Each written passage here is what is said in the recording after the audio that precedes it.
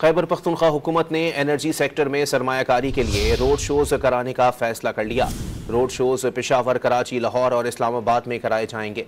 मजीद जानते हैं don news के नुमाइंदे अब्दुल हकीम से। जी अब्दुल हकीम, बताइएगा। जी बिल्कुल, रोड शो के हवाले से टेक्निकल कमेटी भी बना दी गई है और इसका एलानिया भी जारी किया गया है, जिसके मुताबिक एडिशनल सेक्रेटरी इस कमेटी के सरबराह होंगे, जबकि दीगर 10 मेंबरान के शामिल होंगे। जो टेक्निकल कमेटी है वो हुकूमत से मंजूरी, डेटा फराहमी और हतमी मनसूबों की तश्कील और मुमकिन तवानाई मनसूबों का इंतखाब के लिए काम करेगी।